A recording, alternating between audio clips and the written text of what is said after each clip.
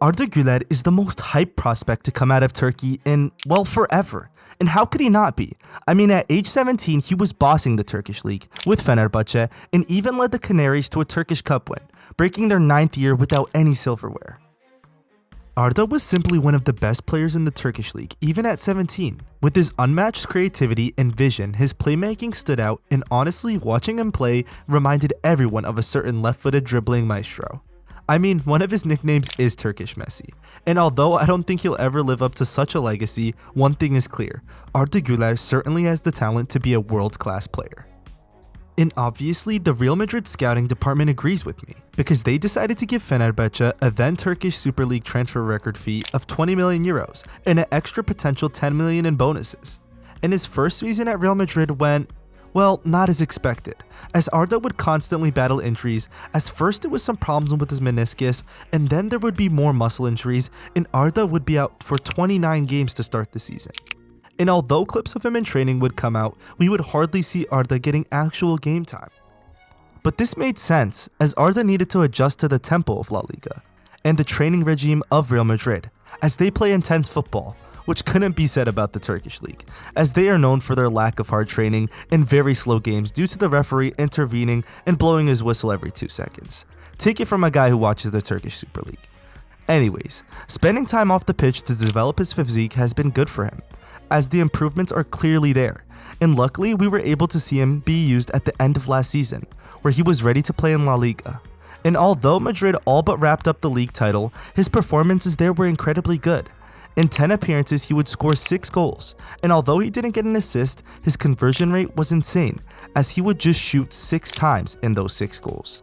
Being utilized on the right wing, Arda was finally getting his confidence up, and things looked like next season would be the start of implementing him into the side, whether it be in the central attacking midfield role or on the wing. Pair that up with Ancelotti in the media showing a lot of love to him and constantly praising him, but Arda looked like he was almost going to be taken under his wing. But the season was over, and Arda took his newfound physique and improved game into Euro 2024, where he led Turkey as an attacker and was a vocal leader helping build up the play, scoring a beautiful goal in the game against Georgia, which had the internet exploding, as well as 2 assists in the knockout rounds, with one against Austria and the other against Netherlands. And Turkey getting to the quarterfinals with them playing every match just helped his stock even more, as people were talking about Arda having a breakout campaign following this. But now we're a quarter through the season, and Arda hasn't been getting any significant minutes with the side. And it seems as though this may have taken a toll on his confidence, as Arda hasn't had a single goal or assist for Madrid this season in 11 appearances, and only got his goal contributions while playing for the Turkish national team, where they have been leading in Nations League Group B4. And Arda scored the winner in a match against Iceland in the 88th minute, and also assisted in the return fixture against Iceland as well. But as injuries stack up for the Madrid side, with the likes of Rodrigo out for a month, and Kylian Mbappe having a seemingly rocky start, Real Madrid's wonder kid duo of Endrick and Arda have been watching from the sidelines. If this stays the same, this might hurt the development of Arda, as playing time is important as a youngster to get that experience in. And although Arda is a nailed-on starter for the Turkish national team, that's not near the amount of minutes he needs to become the player he has the potential to. But what are the options for Arda from here? Many people compare his situation to Martin Odegaard's of Arsenal, where Odegaard used to sit on the bench, barely sniffing the field for Madrid during their golden 3P era. This caused him to go out on loan and develop before moving to Arsenal for 35 million euros. But will Arda take the same route? And what are the pros and cons of each team he could go to? I don't think it's really time to leave at Madrid yet, but there has been rumors of a loan deal for the youngster, so he needs to make a decision. Well, option 1 is to just stay put at Madrid, as let's be real, when at Madrid you are learning from the best, like Modric and Bellingham. It kind of works as an iron sharpens iron situation, where if he's constantly training with the best, he will fight for minutes with the likes of Rodrigo or Bellingham, and honestly it wouldn't be the worst choice, as he is still just 19 and has so much time ahead of him to develop into what Ancelotti or whoever the future coach of Madrid wants him to be. Just think of Valverde, who took the same exact path, staying with Madrid. In the 2018-2019 season, Valverde was 20 years old and made 25 appearances for Madrid, but in reality he only played 1,120 minutes, which comes out to around 12.5 games worth of time.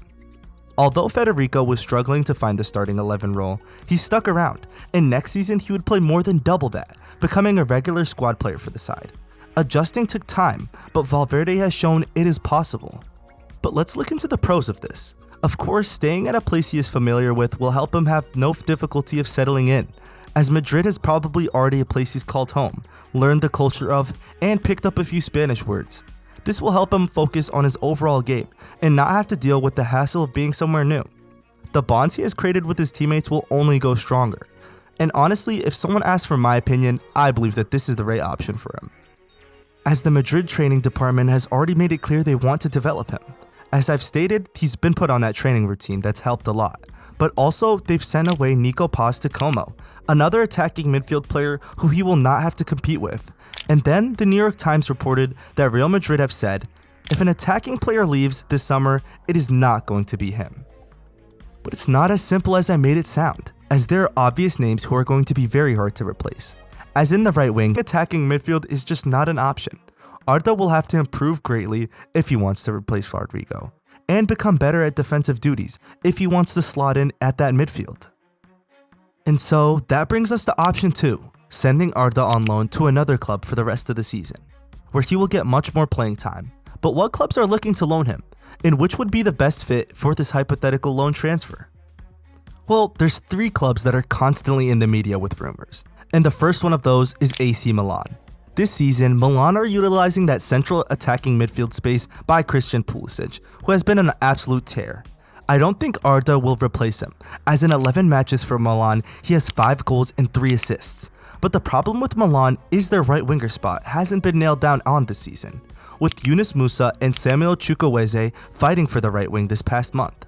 Both have not been very effective, leaving a gap in the starting 11 for Arda. Playing in the Serie A, where defenses are strong, and especially this season with how close the title race seems to be, with the top 6 just 2 points away from one another, while also competing in the Champions League, would be a good experience for him.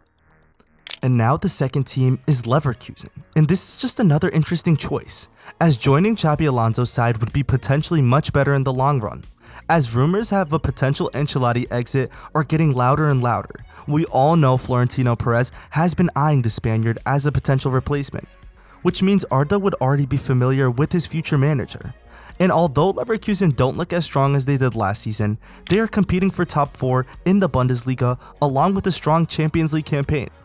And not only that, but Leverkusen sometimes play a 4-2-3-1 formation, meaning that there are 2 central attacking midfielders.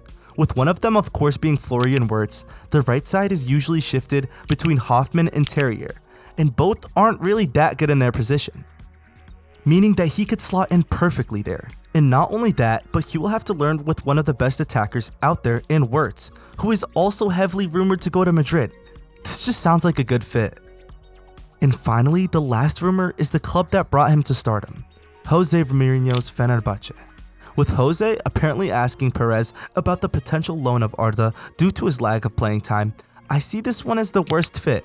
And don't get me wrong, Fenerbahce fans, but I think we all know that when you need to nurture world-class talent, people don't think of going to Turkey. Sure, Arda would be a nailed-on starter for Fenerbahce, but I don't think a Fener fan would call me crazy if I said Jose doesn't play the most attacking style of football. And with how relatively weak the Turkish league is compared to Italy and Germany, I just wouldn't advise Arda to go back to his home club just yet. But where do you think Arda should go? Personally, I want him to stay at Madrid, but I know a lot of people out there say it might be time for him to get a loan. Let me know in the comments below, and don't forget to like and subscribe.